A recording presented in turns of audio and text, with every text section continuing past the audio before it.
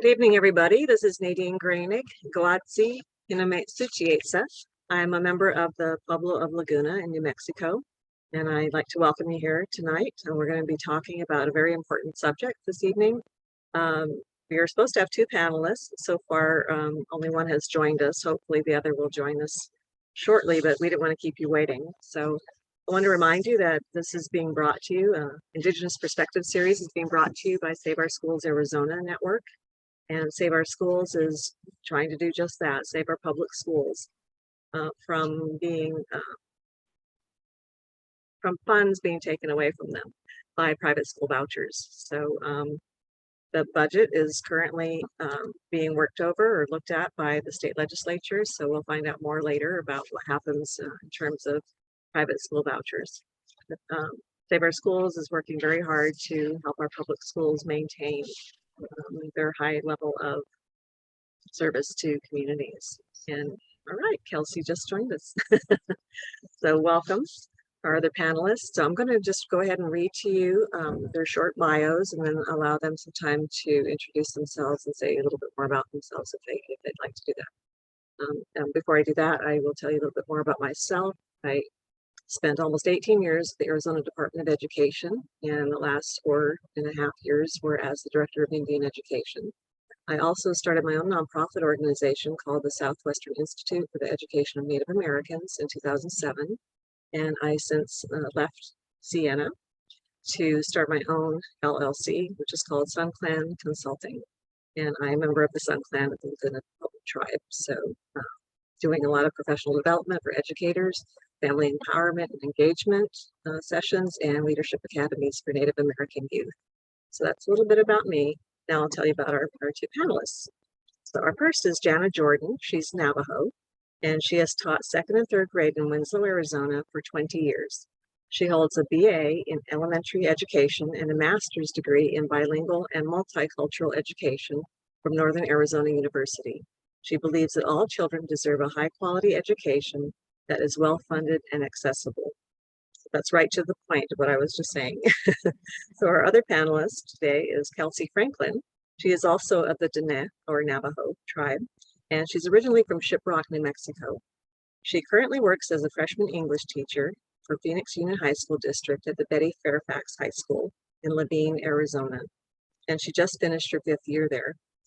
Additionally, she serves as a co-sponsor for their Native American Youth Council. So welcome, ladies. It's very good to have you here today. Thank you. Thank you for having us as well. You're welcome. So, you know, as you know, we're here to talk about the impact of COVID-19 on K-12 educators. And obviously, we only have 2 of you here today, so you're representing all educators around the country. I'm just kidding. But I'm sure that what you're going to share today is definitely some of the things that you have to share other teachers have in common, not just teachers, but other staff members, because COVID has been a huge challenge, obviously, in many, many ways to many people. But what I found is not a lot of people are talking about the impact on educators. They, of course, are talking about the impact on students and families and extended family and healthcare providers and all of that. Of course, all of that is true and all of that has happened. But it's only been recently that people have actually been talking about you. And, you know, I think it's about time, if it hasn't happened before, for you guys to get the support that you need and at least the acknowledgement that you also have had some struggles. But I also know that you're still in the profession, you've maintained, you're still teaching, and, you know, that's to your credit. A lot of people have left the profession for various reasons.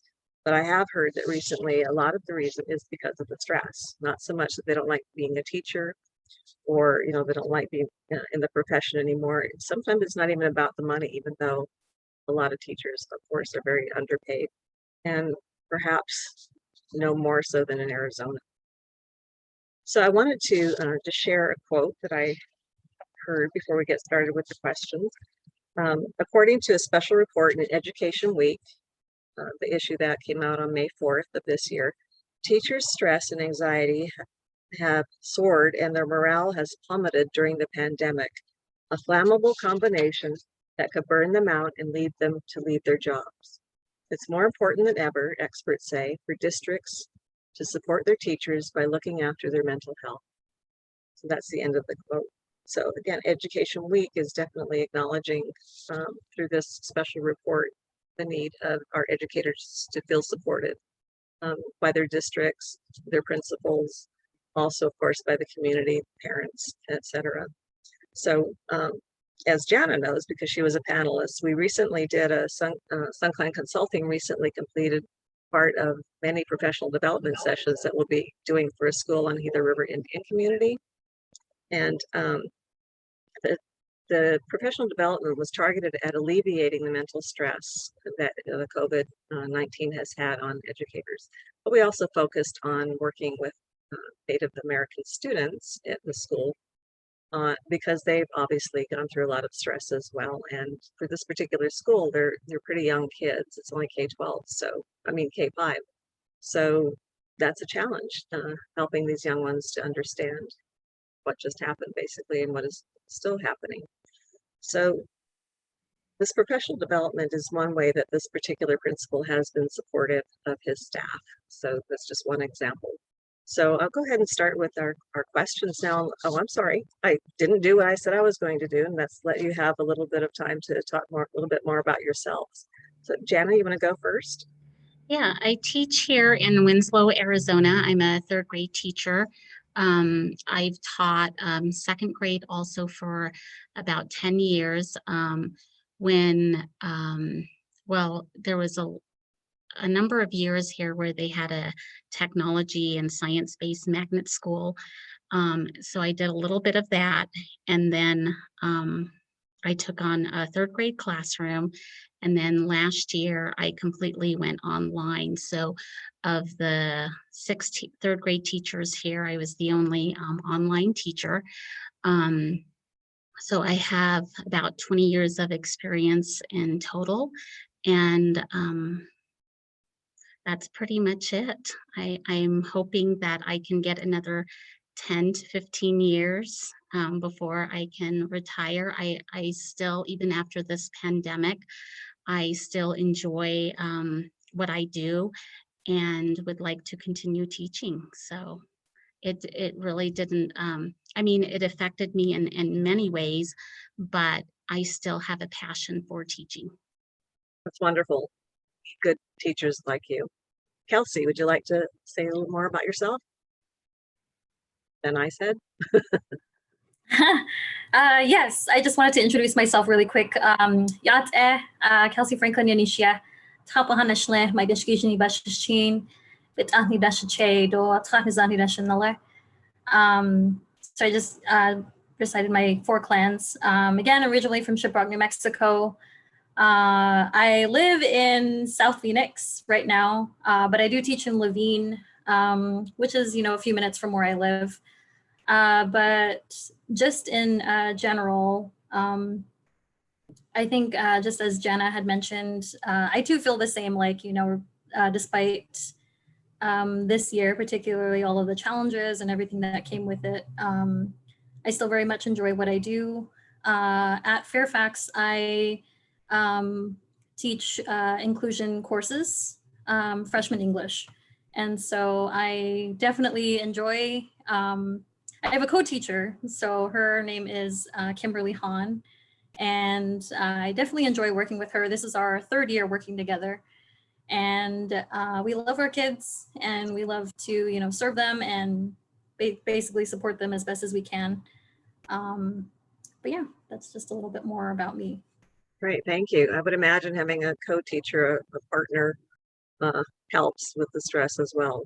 Can probably bounce things off of each other and be supportive of each other. Yes, for sure. Okay, good. Well, let me start with the first question then. It's a big one. So what was the biggest challenge? I'll go ahead and start with you, Kelsey. What was the biggest challenge for you as an educator in light of the pandemic? So hopefully I'm not going to go into too much detail, but, just from the get-go, it's, it was very surreal.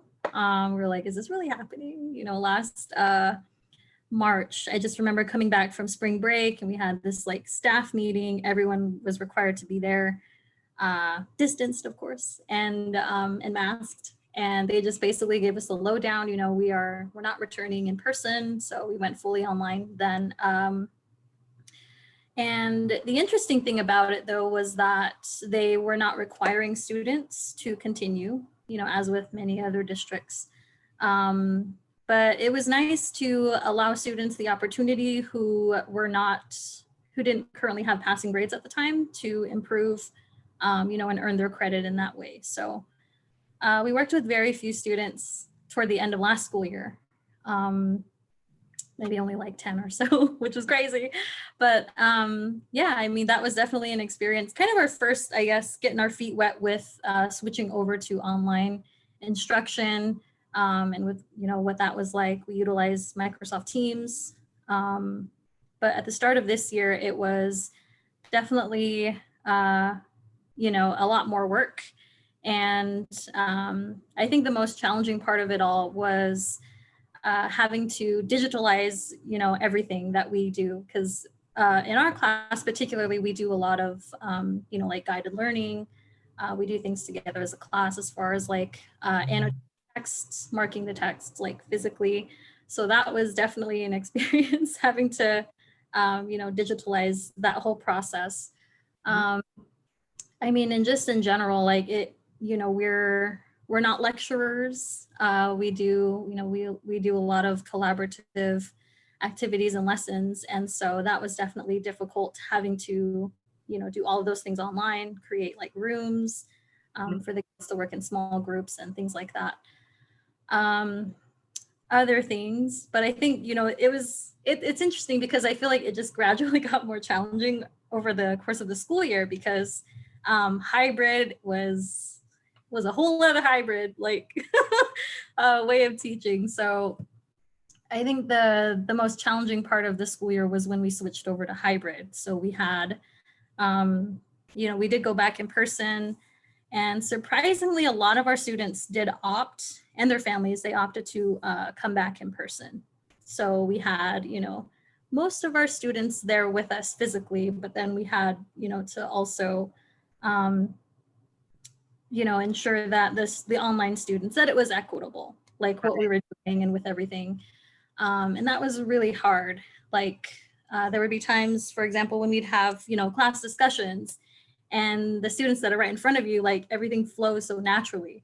And it's like, you know, you have to like consider the online students too. And so, you know, I would imagine it'd be kind of hard. Yeah, that would be very hard, kind of out of sight, out of mind a little bit.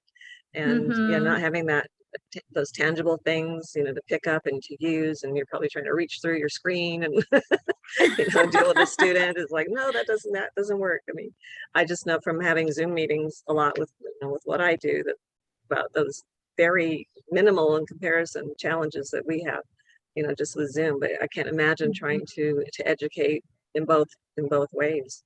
So Jana, you said that you were the only teacher who had to do online teaching, or how did that my work? grade level, yeah. So Oh, okay. our school here at Bonnie Brennan, we only serve 3 grade levels, and then the other 2 schools serve the other grade levels, but we only have kindergarten graders and 4th graders. And so I was the 3rd grade online teacher, and I started out with a little over 40 kids, and it trickled down to 38 after the first semester.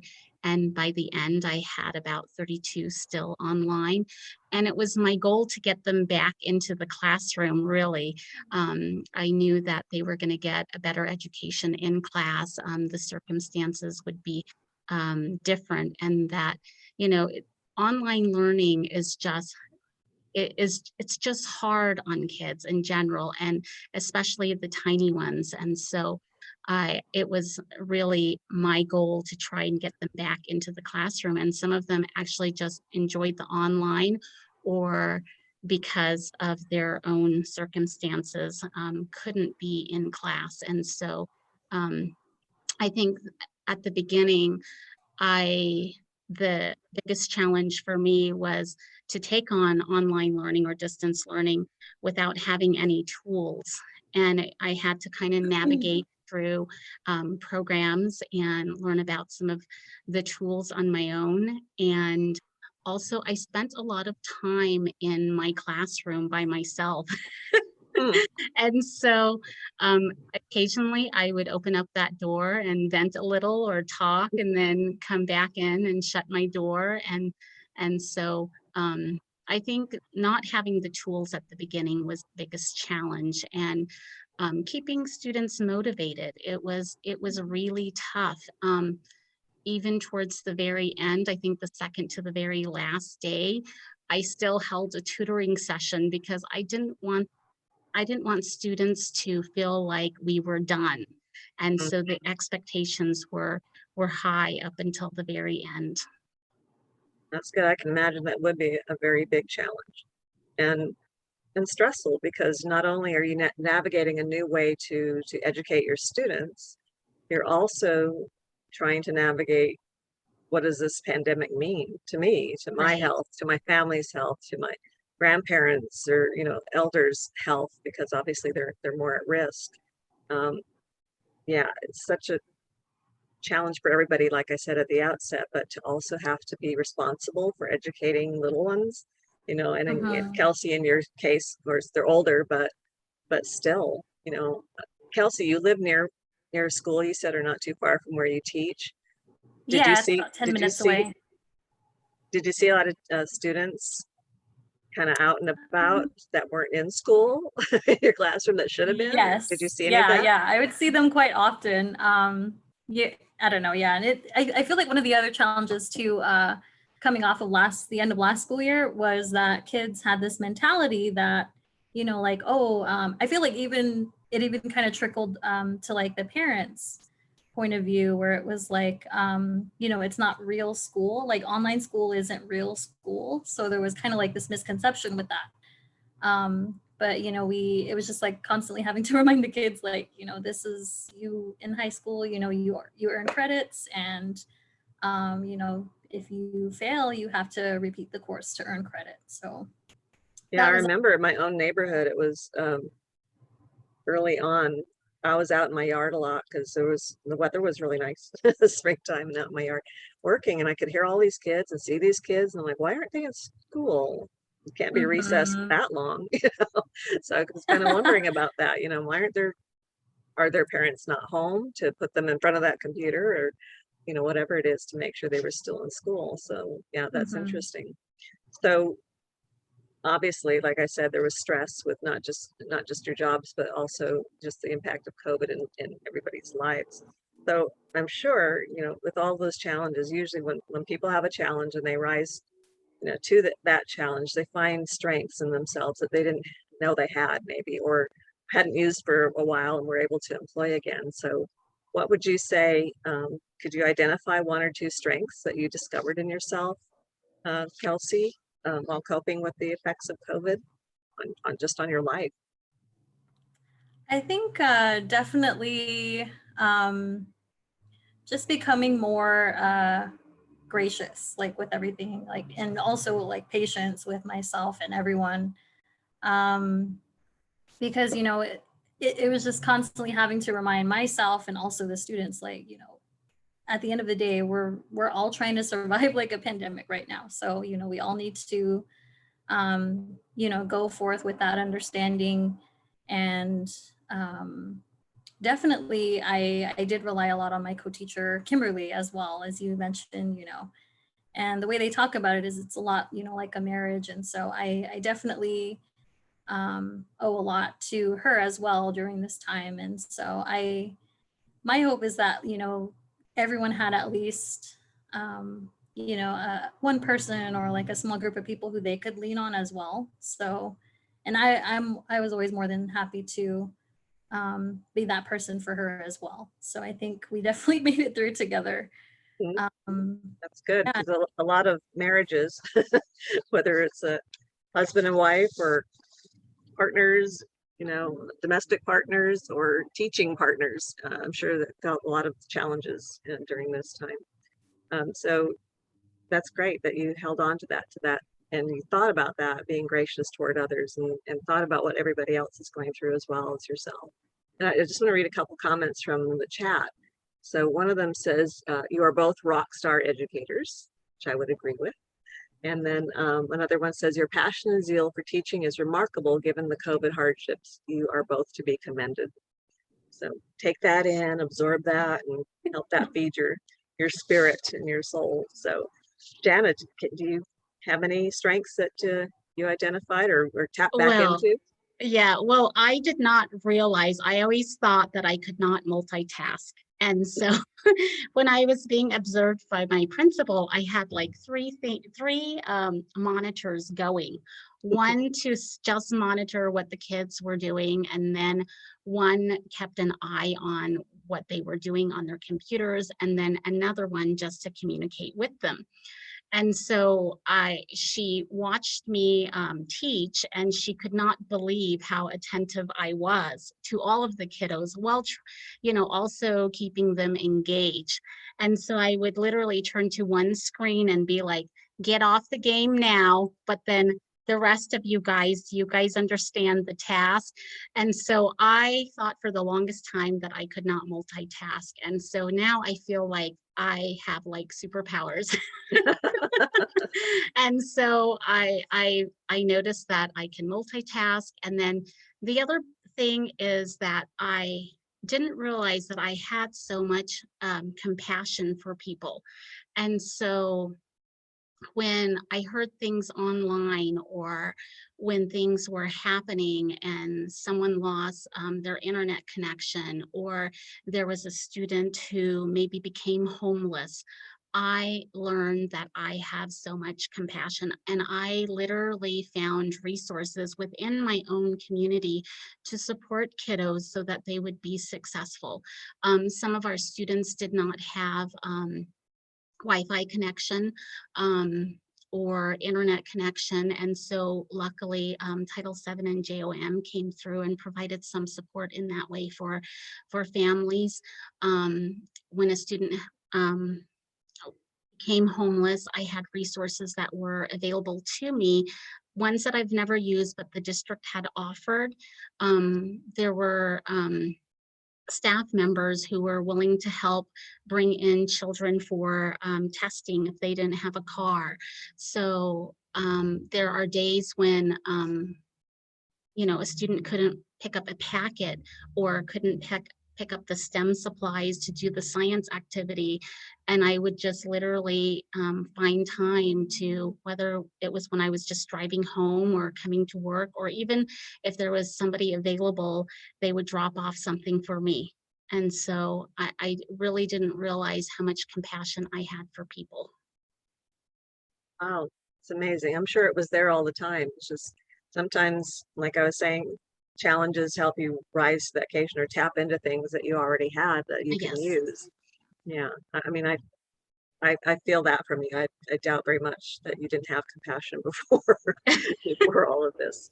So, I think I just was not aware of how much I wanted my students to be successful. And so I did just about everything so that they could have what they needed. that's wonderful. So, okay, imagine one of your worst days in the last year and a half as an educator. Kelsey, got that in your mind? What did you do to help relieve the stress of that particular day?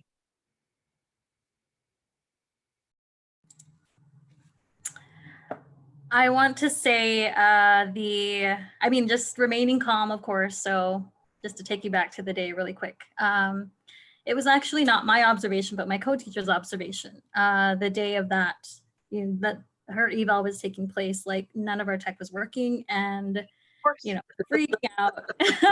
This is, and we're hybrid, right? So, having, just to remain calm in situations like that. And I think over the course of the year, because I'm one to get flustered, I will admit. But definitely, I think over the course of this year, it's really taught me to just, relax, take a deep breath, like things are going to happen as they will. And, with certain things that are out of your control, you just have to accept it and go with it and do your best and be in the moment. So that was definitely one thing that I I can think of as far as like one of our worst days. And again, like I know it wasn't my day particularly, but it was definitely very stressful because you Yeah. want to be the best on those. So Well, I don't know if you're a wine drinker or a bubble bath taker or, a runner or whatever, but I'm sure those things that we tend to do to relax ourselves and relieve our stress are things that we probably tapped into a lot more in the last year and a half, than we had before. So, Jana, how did you particularly deal with your stress? Well, I Especially didn't. a bad day. Well, there was one day when I had a parent say some bad words and I couldn't mute the child in time, and some of the kids picked up on it. And that particular day, thankfully, it was a normal day, and I just told the kiddo, I'd like for you to mute. If you can do that for me, kiddo, can you do that? Um, didn't mute. And the kids, I just kind of kept going. I stayed calm and I just kept going. But I know that at the very end of the session, I was so fast at placing a phone call to let mom know that that was not right, that was not appropriate, and that she would be getting a phone call from my principal letting her know that that is not acceptable. And I didn't really realize at the moment what I had done. I was just kind of shocked myself. But I remember at the end of the year, there was when the kids pass on a card to you or give you a card, and that was one experience that was described to me by a parent. And she was just so thankful that I was patient with the kiddos, and that I didn't really, feed into it. Instead, I kept going. But I did let her know, I'm so glad that you brought that up, but I did handle it. I just want to let you know that that situation was handled. It's not like I just ignored it. Yeah. So there were some times like that. And then, as Kelsey mentioned, also with technology, there are times when it was out of my control. And there was one day when a kiddo had admin control, and they kicked me out of of Google Meet, and I could not do anything about it. And so on one of my screens, I just started kicking the kids off one by one until there was nobody left. And then I went back on, and some of the kids were like, it took maybe 5 or 10 minutes away from instruction time. But that was one day that I definitely was just like, oh my goodness, technology. It's like a love and hate relationship. Yeah, So for sure. So how do you cope with the stress? And what do you do to, let that go? I mean, at the end of the day, or once you go home? I actually have quite a number of hobbies, but one of the things that works for me is just finding time to reflect on things, and finding time to find someone that I talk with other teachers. There are other teachers who experienced what I went through, or, at the moment, what they were going through too. And so I have a lot of teacher friends in my network who I rely on, and vice versa. And I also, exercise quite a bit. I run, walk, take hikes, sew, weave, photography. I have a plethora of hobbies. And so I think that helped with the stress. And some of these are hobbies that I didn't have prior to the pandemic, but it's just something that I think the pandemic, in some sense, made me want to connect more with my culture. And so that's what I ended up doing, is learning. I had some skills for beadwork and beading, but it's something I went back to doing, and also weaving. That's great. So like they say, there is a silver lining to every cloud. Yes, And yes, so I knew there have to be positives that come out of these struggles as well. yes. I found new hobbies. Great. And you you chose healthy ones. Yes. There could have been some really, like me, I'm overeating. So I probably put on 10 pounds in the last year and a half. It's awful. But anyway, the next question was about advice. We actually have a question in the chat about very specific advice. So let me go ahead and read this to you. And Kelsey, if you want to go first after I'm done in your response, it's from Dr. Elizabeth Johnson. She says, I'm a professor at Eastern Michigan University in the Department of Teacher Education. I teach undergraduate students in curriculum and instructional courses. What advice and wisdom can you give me in what you both feel are absolutes and are preparing our new teachers in facing unprecedented times?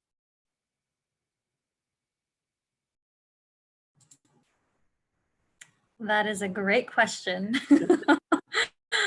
I definitely, one of the things that I consider is my first year, and going back to that. And, as more and more time goes on, I'm reminding myself every now and then to never forget what your first year was like for other people, and, to be like a support for them as well. So we try to welcome, our new teachers with that, particular mindset and approach. But as far as like new teachers, I commend student teachers who went through this past school year. I think it was definitely an experience. We had a first year teacher at our school this year as well. And so, just from your standpoint, however much experience you have, just offer, your time, your resources, and also in return for new teachers, to not be afraid to reach out and ask for help. If you feel like things are overwhelming, or you just don't know what to do, ask someone, I think is really important. And definitely people who you feel comfortable with as well. And my hope is that, there are people that are within your PLC, or even like your particular department, just people that you can go to during times like that. So Great advice. Of course, one of the things that we do with my business, Suncline Consulting, is to prepare teachers for working with Native American students or Indigenous students, because there's not, as far as I know, there aren't many universities who actually work with their pre-service teachers on that. So teachers who may be going to work on a reservation, or who are going to work in a high density school, meaning 25% or more Native American enrollment. And I would imagine, Kelsey, I know there are Native students within the Levine School District, but I would imagine you don't work with nearly as many as Jana does, being in a border town. So Jana, do you have any advice for pre-service teachers that can help Dr. Johnson working with her students? Well, the challenges aren't over. And I feel like as teachers are preparing for this new year, they're still feeling overwhelmed. They're still feeling very stressed. And so I think the biggest thing is keeping in mind that you need balance and rest so that you can focus and have the energy also to keep up with the kiddos. So as teachers know, available support services, know that there are, tap into what your district has, what your community has, and find resources, whether it's for students or for yourself. Keep perspective. Problems are going to continue to arise. And so also knowing when the signs are to stop, recognize the changes that are happening, and then sharing your knowledge and experiences with others, and seek colleagues for help and keep those lines of communication open. With students, communicate more. So I'm hoping that I can set up some time to really get to know my students and make them feel comfortable to share what's on their mind. Look for signs of stress, whether or not students feel overwhelmed, withdrawals, different things, so that you can provide that support. And I know that students today are more aware of what is happening in the world. And I feel strongly about a multicultural approach to education more than ever because of social injustice issues, racism. And so I hope to find some good literature. I hope to change the way that I have taught things.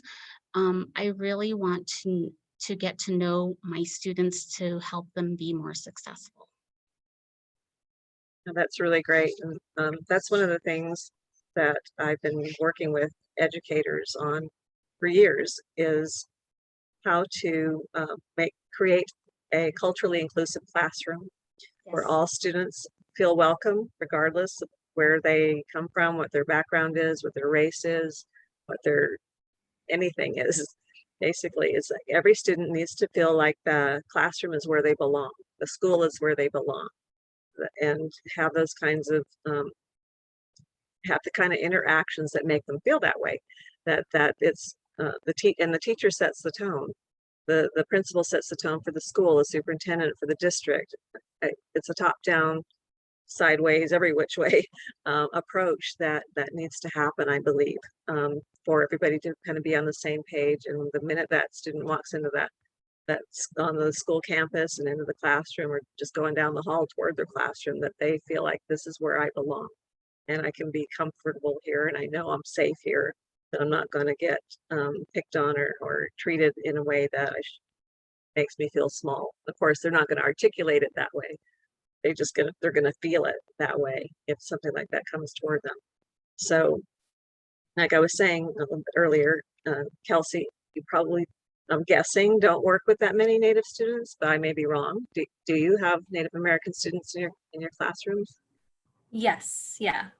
We serve quite a high number. I want to say it's approximately, that are our new enrollees for the next school year. We're looking at 150 new Native students that are coming in. So we definitely serve a high population of them. Our school is located right at the border of the Gila River Reservation. So, sorry, Indian community. So we definitely serve a high population of Native students there. Jana, how many Native students do you have in Winslow? Well, here at Bonnie Brennan, it's more than 50% now. We're probably inching towards 60, and the numbers are different at the other schools and at the junior high and the high school. And last year, because we didn't have the residential dorm open, we had less Native kids, but we're still at each of the sites. There are more than 50% Native American. And I know they're not just Navajo. They're not, yeah. There's so a big we mix. do have a Hopi housing area here in Winslow, and also we have a number of other tribes that are represented in our school district. So, of course, this question is for both of you. What do you think, going back to that quote from Education Today, Education Week, sorry, talking about what districts can do for their educators or for their teachers and looking out for their mental health. What can administrators or even parents of the public do to help you, make things easier or a little better for you going forward that maybe you were missing before? So, Jana, you want to tackle that one? Well, I think what the kids experience, and we talked a little bit about generational trauma in the last session. And I think, this is a pandemic that was experienced by everyone. It didn't, it wasn't it wasn't just experienced by certain individuals. And so I think when the way in which the students are approached is the way that admin will have to treat us as teachers too. And so I think listening is really important, active listening, just listening and providing that support and knowing that everyone's circumstances are different, and the way in which we experience COVID. I mean, with just Native American communities, I know that there was a statistic, I can't remember where I read it, but it was stating that every Native American knows someone who has died of COVID. And so that really made me think. And, you know, I know of one person on my Instagram account and maybe one or two people on my Facebook account, and then just my family and my family in general, or family and friends, there were about 3 more. So I feel like, especially with Native American families and teachers, just know that their experience might be quite different than what you experience. And so to listen and to provide that support. And as parents, you know, just know that we are figuring this still all out too. And we do want your child to succeed. So to help in any way, whether it is reading for an extra 20 minutes nightly with them, working on some math facts while you're walking or on a hike. So just doing what you can on your end to support teachers. Great, thank you. Kelsey, have you got any things I that you could use help with? Yeah, I definitely, I do commend my district, PXU, for providing a lot of supports over the course of this school year, as far as like helping with instruction. But I think you bring up a great point, Nadine, as far as, you know, the going into this next school year. I think one of the things that would be important is to, you know, ensure that our staff, our employees, and everyone that works within the school, you know, that they are getting that, like, that support, whether it's, you know, through emotional, like, you know, social, anything like that. So, you know, providing supports in that way. And I like that Jana brought up, you know, that particularly for our Native students, it has been, you know, its own experience going through with this pandemic. And at our school, actually, we did lose our Native American, one of our counselors. And so that was definitely hard for the kids. We lost her toward the end of last school year. And so I think, you know, and she had been working there for several years, and she was also very well known throughout the local community. Was it due to COVID? Yes. Yeah, So sorry. And Sorry to hear yeah, that. and moving forward, I think, you know, having that grace and understanding that, I hadn't heard that statistic, but I very much believe it, that with Native students, you know, that they know at least one person who has been affected or that they've lost due to COVID. And so, you know, moving forward with that understanding, and also providing more culturally relevant professional development, I think would be very helpful. I feel like in the past, it's kind of been one of those things that's been like sort of optional, but I'm hoping that, you know, we're moving in that direction as well. And for parents, in speaking to parents, if any parents are listening, you know, and we can't speak for all educators, of course, but I feel that Jana and I are, we very much love what we do. We love our kids, and we don't take this profession lightly, and that we really are trying the best that we can.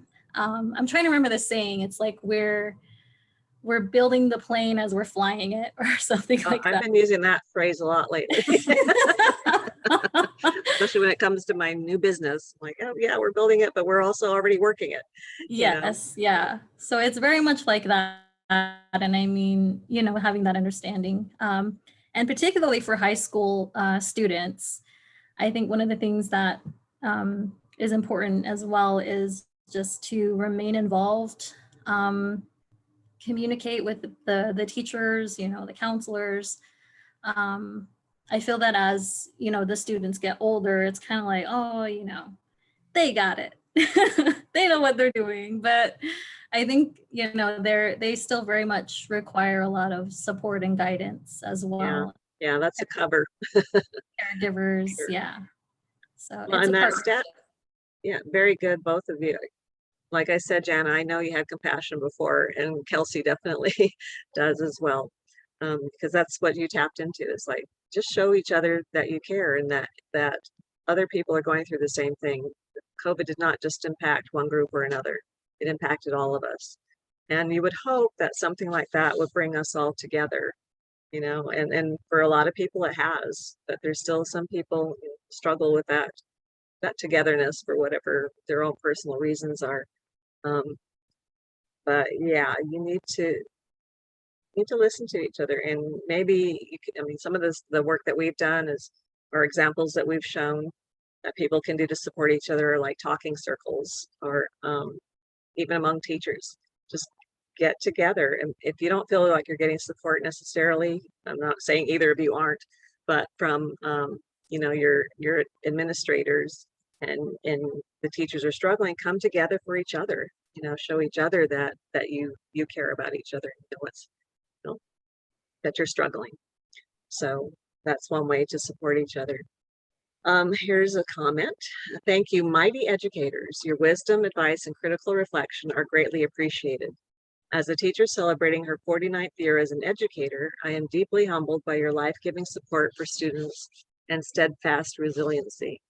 I am so excited and honored to pass the torch to young teachers like yourself who are changing lives for an eternity. Wow. How's that make you feel? That was very sweet. Thank you. But I didn't say it, she said it, but I agree with her. So I was going to say that stat about, every Native American knows somebody who's been lost to COVID. Unfortunately, there's another stat that came before COVID, and that every Native American knows somebody who's committed suicide. And unfortunately, that rate has gone up, not just for Natives, but others as well. But for a group that's already had such a high rate of suicide among them, COVID has exacerbated that, it's trauma on top of the historical trauma that we all know about, the three of us, that has impacted our ancestors and still trickles down to impacting ourselves, in some cases, and our students as well.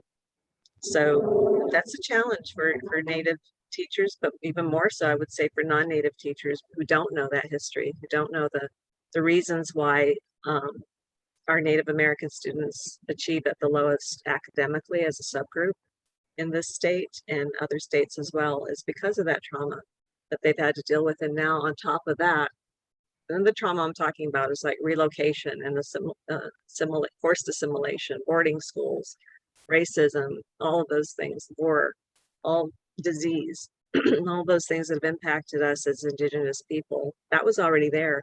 And now on top of that, they have COVID to deal with. So it's a huge challenge for people working with Native students.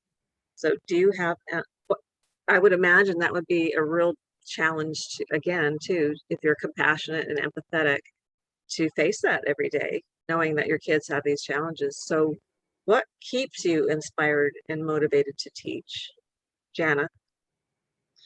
Well, I didn't realize it, but my grandmother was my first teacher. And so whenever things get hard, I think about the resilience that she had. And so, all I have to do is think of her, and it brings back the motivation that I need to perform, because whether it's your culture, whether it's traditions, whether it is your race, there are a number of challenges that she faced. And she was one of the lucky ones that didn't attend a residential school. She got to live life the way that she wanted to. She lived on the land, was a sheep herder. She grew her own crops, would have more than an acre of corn every year. She had cows, horses. She was a weaver. She did a number of things. And we lost we lost our matriarch to COVID too. And so I think about the resilience that she had and the knowledge that she had and how she has passed it on to family members. And so I went home over the weekend because the family needed help harvesting apricots and tea. And so it was a very short trip, but it was so important for me to return home and help with this harvest because I know how hard it is. And so I took along my little guy. It was just my little guy and I. And it was so rewarding to see him get on the apricot trees and he was just so proud that he was helping in some way, in some capacity. And so I spent the morning making jam, and it felt rewarding to be able to give gifts to my family. As I made the trip back to Winslow, we made several stops to deliver tea and apricots. And so I think it is her resiliency that has taught me so much. And so it's hard for me to come up with excuses. I really want her teachings to stay with me and my child and others too. And so I always think of her, and that brings that motivation back so fast. And so I hope to do more this year with my own culture so that students can be more proud of who they are. We've done some things in the past, but I think I want to take more of an active role in helping in that way in my little community of Winslow here. That's wonderful. Again, that's that silver lining. You're finding ways to use the fact of COVID basically to get yourself reconnected to those roots, to those traditions, to your grandmother and the things that she taught you. Yes. Kelsey, what has inspired you to keep and motivated you to keep teaching? I enjoy it. I mean, obviously not every day, but days when it's really hard. I mean, it's difficult to work with teenagers. But I love them. I love all of them, particularly freshmen. It's pretty funny, like at my school, because there's this joke within our department where they're like, oh, you guys' jobs are safe because nobody wants to teach the freshmen. Everyone wants the juniors, the older grade level kids. So it's pretty funny. But I like to describe when people ask, what it's like to be a teacher. My response is usually, every day is the same, but it's different. And so I think I know that I definitely still have a lot to learn. And I guess in that sense, it definitely pushes me to keep going. And I will say that just this summer, it was my first time experiencing working with curriculum work. And so one of the amazing things that our district is doing is we are incorporating these culturally relevant English literature courses for seniors. And so we have lit courses that are dedicated to various perspectives. One is African American, one is Chicano Mexican American, and there's Native American. And so I had the privilege to help build that curriculum. And it's one of the things that I found with that was that it's very to find material. Native American literature classes at the high school level. There's tons of resources for college level courses. So I mean, with that, I'm unfortunately not going to be teaching it this next school year. But I'm really hoping that I'll be able to do that next school year. And so I'm really excited for that. I've definitely learned a lot with that process. And yeah, I would say that one of the things that pushes me to keep going is that, you know, the craft, the art of teaching is never, it's never mastered. I don't think it'll ever be mastered for me. And I'm okay with that. But it pushes me to want to do better and to be better. So that's where I am. And I've told people, colleagues of mine, my friends, I'm like, if ever I get to the point where I'm just so bitter in this position, God forbid, like, creator forbid, like, get out, because, you know, we don't need that. And it's, you know, definitely a disservice to kids. And they know it, you know, they know when you're not in it, when you're not real with them. And so, you know, as mentioned, I still love what I do, and I'm happy to be where I am, and I'm thankful. I want to say one of the other things that also motivates me to keep going is, and I think back to this, my first year of teaching. I know I'm in my 5th year, but it definitely still resonates with me now. But I had taught seniors that first year. It was very difficult. But one of the girls that had graduated that year was in my English class, and her name was Caitlin. And one of Caitlin's, her little notes that she wrote to me at the end of the school year was, you know, just thanking me for everything over the course of the year.